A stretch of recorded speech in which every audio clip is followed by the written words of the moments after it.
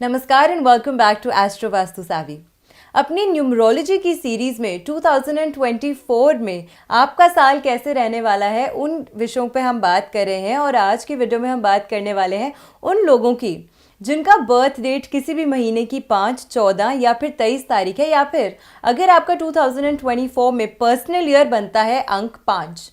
अगर आपने मेरी प्रीवियस वीडियोस नहीं देखी हैं तो हो सकता है कि आपको पर्सनल ईयर की कैलकुलेशन करनी ना आए, इसीलिए आज के इस वीडियो में हम ये भी आपको बताएंगे कि आपको अपने पर्सनल ईयर की कैलकुलेशन कैसे करनी है। नमस्कार, I am Savi Singh, an astrologer, numerologer and a vastu consultant, and you are watching astro Vastu Savi. Personal year की कैलकुलेशन आपको कैसे करनी है, सबसे पहले हम इसकी बात करते हैं। जब आप अपना डेट ऑफ बर्थ, अपना मंथ ऑफ बर्थ और साथ में 2024 को ऐड करते हैं तो जो आपको सिंगल डिजिट रिसीव होता है, अगर वो नंबर 5 बनता है तो आज की वीडियो आपके लिए भी है।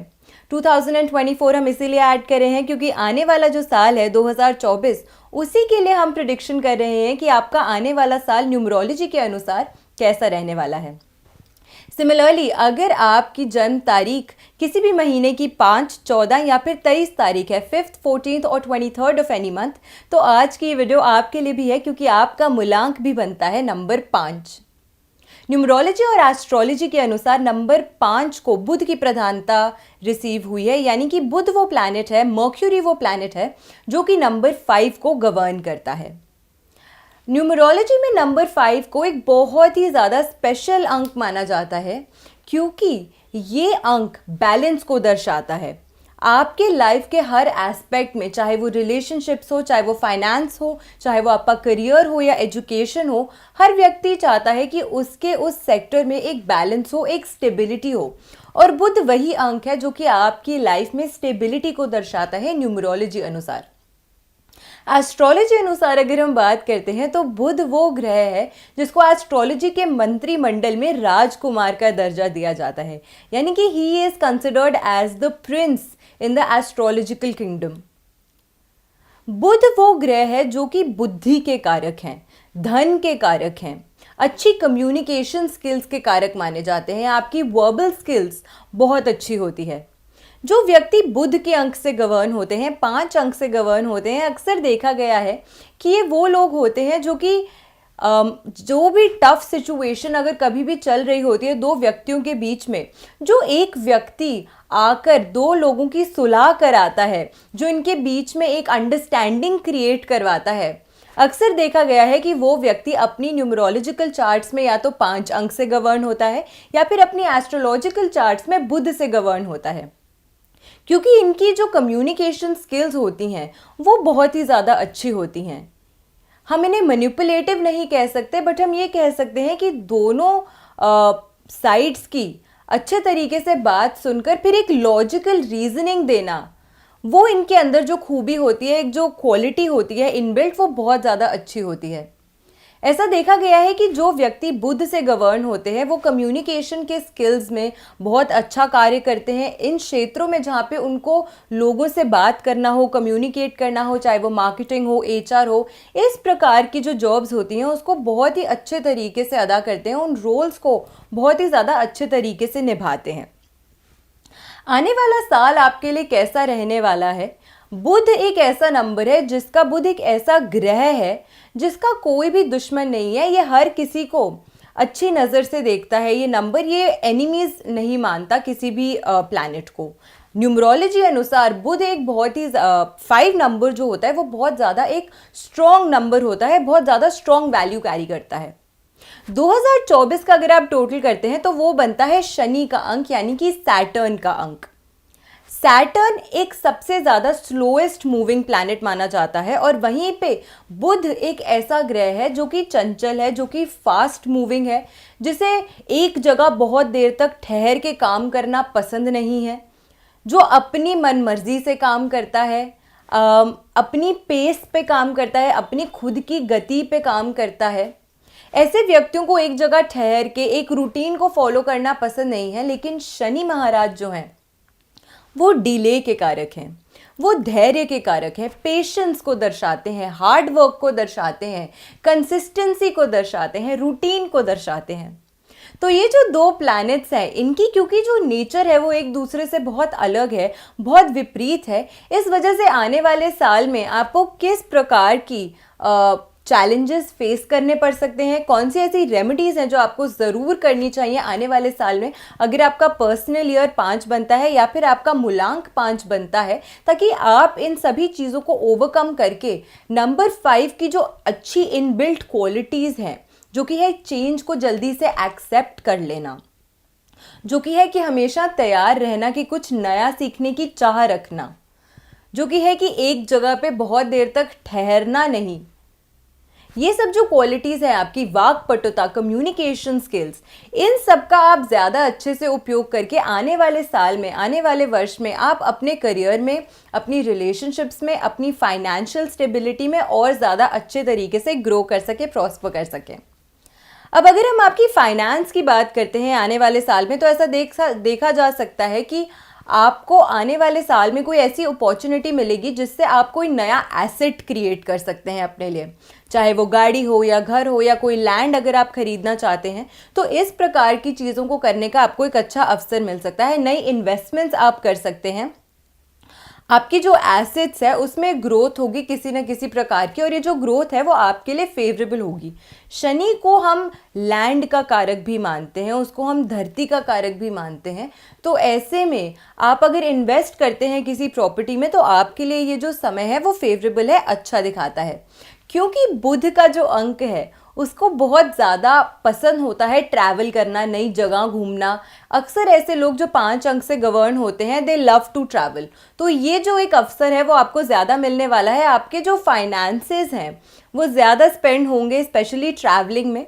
साथ के साथ अब इस बार देखेंगे कि बुध के जो व्यक्ति हैं जो 5 अंक से गवर्न होने वाले हैं आने वाले साल में, वो अपनी एक्सटर्नल पर्सनैलिटी पे, अपनी फिजिकल अपीयरेंस पे काफ़ी ज़्यादा पैसे खर्च करते हुए नज़र आ सकते हैं। अपनी ग्रूमिंग पे आप काफ़ी ज़्यादा पैसा खर्च करते हुए नज़र आ सकते हैं इस आने वाले साल में। करियर की अगर हम बात करें तो बुध एक ऐसा अंक होता है, 5 एक ऐसा अंक होता है जो कि व्यक्ति में एक उत्सुकता लाता है कि हमें कुछ नया सीखना है, हमें कुछ नया करना है। एक चीज़ बुध व्यक्तियों में ये देखी जाती है कि ये लोग नया सीखना तो चाहते हैं लेकिन किसी भी चीज़ को कंप्लीट नहीं करते एंड तक। ये बीच में एक चीज़ सीखना शुरू करेंगे, फिर दूसरी चीज़ पे स्विच हो जाएंगे, फिर तीसरी चीज़ पे स्विच हो जाएंगे। तो इस वजह से बुध से जो गवर्न व्यक्ति होते हैं, उनके जो पेरेंट्स होते हैं या उनके जो फैमिली मेम्बर्स होते हैं, वो अक्सर उन्हें कहते हैं कि कोई भी चीज़ आप स्टार्ट करते हो आप उसे कंप्लीट नहीं करते। लेकिन इस आने वाले साल में आपको एक चेंज देखने को मिलेगा। शनि एक टीचर भी है, शनि एक न्याय करता है, शनि एक कर्म फल के देवता हैं, और शनि एक ऐसा प्लैनेट है जो कि व्यक्ति को ज्ञान से जोड़ता है, रिसर्च से जोड़ता है, और बुध आपकी बुद्धि के कारक हैं। तो इसीलिए ये देखा जा सकता है कि आने वाले साल में ये जो 5 और 8 का कॉम्बिनेशन बनेगा उससे आपको नई चीज़ें सीखने की तरफ और ज़्यादा उत्सुकता तो होगी ही, लेकिन साथ के साथ आप उन चीज़ों को बहुत इन डिटेल स्टडी करना चाहेंगे, इन डेप्थ स्टडी करना चाहेंगे। आप इस प्रकार से उस पर रिसर्च करेंगे कि हर कोई सोचता रह जाएगा कि कैसे आपके अंदर ये जो बदलाव है ये आ गया कि जो व्यक्ति हर चीज़ अधूरी छोड़ देता था वो इस साल इतने ज़्यादा डेडिकेशन के साथ कैसे किसी चीज़ को अच्छे से करने का प्रयास कर रहा है। तो ये एक जो गुड क्वालिटी और ये गुड चेंज है वो आने वाले साल में आपको देखने को मिलेगा। तो किसी भी अगर आप रिसर्च की फील्ड से जुड़ते हैं या अगर आपको कोई ऐसी अपॉर्चुनिटी मिलती है जहाँ पे आपको अपने ऑफिस की तरफ से या अपने बिजनेस की तरफ से कुछ रिसर्च करनी पड़े, तो वो आपके लिए जो रिसर्च है वो बहुत ज़्यादा फेवरेबल शो करती हुई नज़र आती है।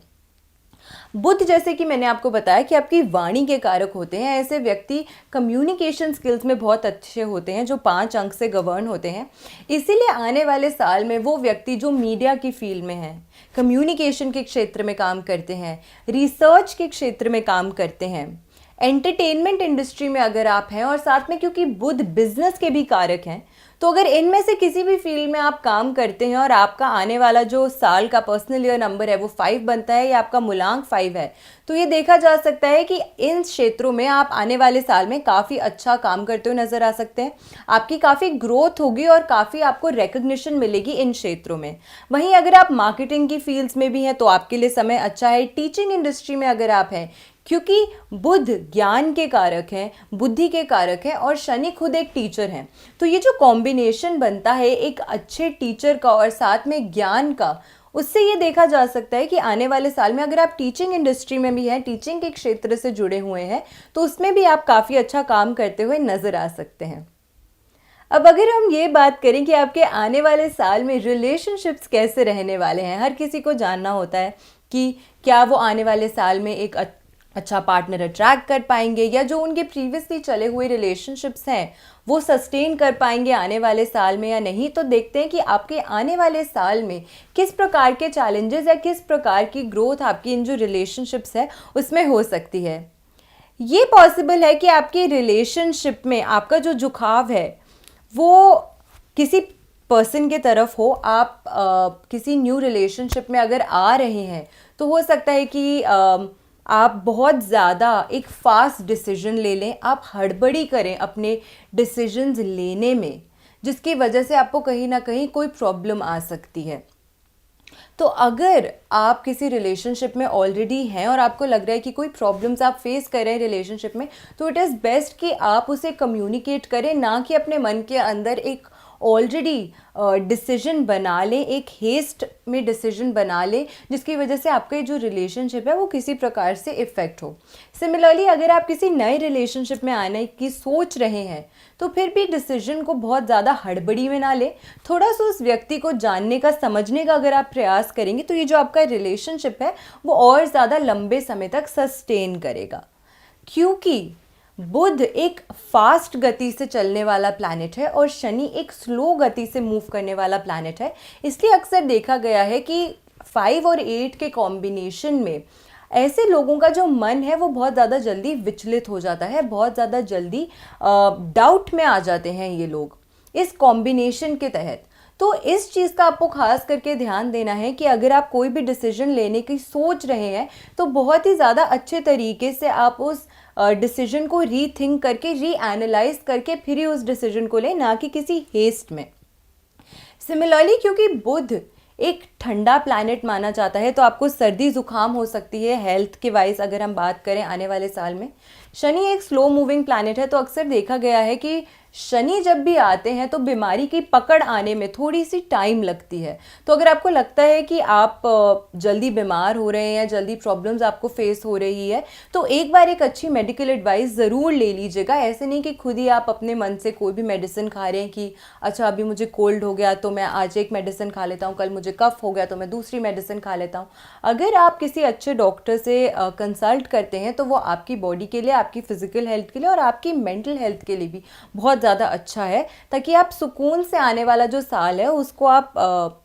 अच्छे तरीके से आप उस आने वाले साल को यूटिलाइज कर सके, जो अपॉर्चुनिटीज़ आपको आ रही है और छोटी मोटी हेल्थ इश्यूज़ की वजह से आप अक्सर बीमार पड़ते रहें और अच्छी अपॉर्चुनिटीज़ आपके हाथ से चली जाएं, ऐसी चीज़ें ना हो। साथ के साथ क्योंकि ये एक ठंडा प्लैनेट है, सर्दी जुकाम तो हो ही सकता है आपको, लेकिन साथ में अगर आपको एस्थमा है या ब्रोंकाइटिस है,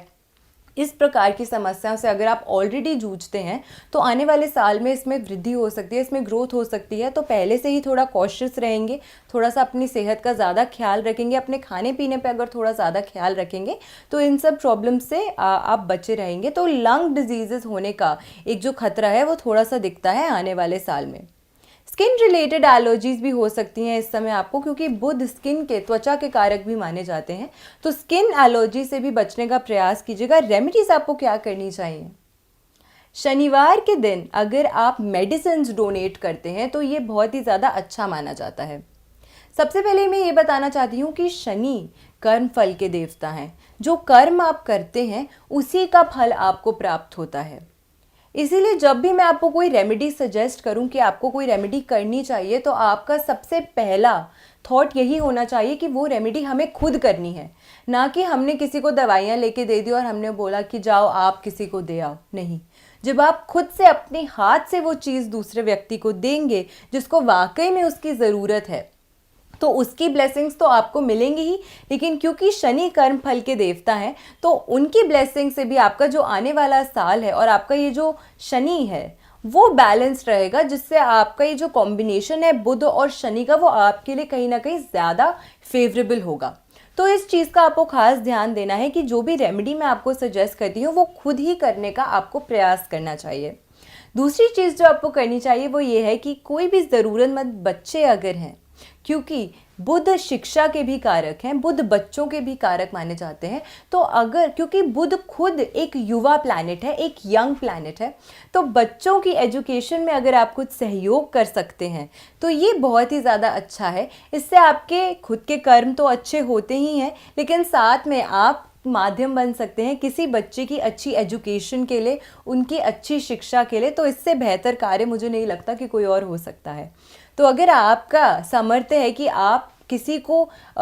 या तो आप किताबें डोनेट कर सकते हैं, वरना आप फाइनेंशियली कुछ हेल्प कर सकते हैं, और अगर इन दोनों में से कोई भी चीज़ नहीं कर सकते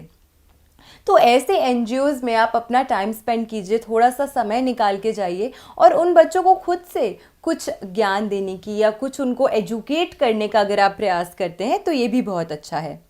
लास्ट चीज़ जो आपको करनी चाहिए वो ये है कि आपको एक कपड़े में, एक ग्रीन कलर के कपड़े में 11 हरी इलायचियाँ डाल के, इसका एक छोटा सा पोटली जैसा बना के आप इसको अपने वॉलेट में, अपने पर्स में, अपने बैग में, जिसको भी आप अधिकतर अपने पास रखते हैं, ज़्यादा समय तक जो चीज़ आपके पास रहती है वहाँ पे डालकर इसको रख सकते हैं। एवरी 40 डेज़ में आप इस जो आपने पोटली बनाई है हरी इलायचियों की, इनको आप एवरी 40 डेज़ में चेंज कर सकते हैं, और जो पुरानी इलायची है आप इसको पीपल के पेड़ के नीचे रख सकते हैं। आशा करती हूँ कि आने वाला जो साल है वो आपके लिए और आपकी फैमिली के लिए बहुत ही ज़्यादा अच्छा और प्रॉस्परस रहे। अगर आपको ये वीडियो अच्छी लगी हो तो अपने फ्रेंड्स एंड फैमिली तक इस वीडियो को ज़रूर पहुँचाइएगा, ताकि वो भी जान सके कि उनका आने वाला साल कैसा रहने वाला है। अगली वीडियो में हम बात करने वाले हैं उन व्यक्तियों की जिनका पर्सनल ईयर बनता है नंबर 6 या फिर उनका मूलांक है नंबर 6। तो इस वीडियो को ज़्यादा से ज़्यादा लोगों तक शेयर ज़रूर कीजिएगा, क्योंकि हो सकता है कि वो भी जान पाए आपके माध्यम से कि उनका आने वाला साल कैसा रहने वाला है। ऐसी ही बेनिफिशियल वीडियोस के साथ फिर से लौट कर आऊँगी मैं एस्ट्रो वास्तु सावी पे। होप आपका आने वाला साल और आपका आज का दिन बहुत ही शुभ रहे। नमस्कार।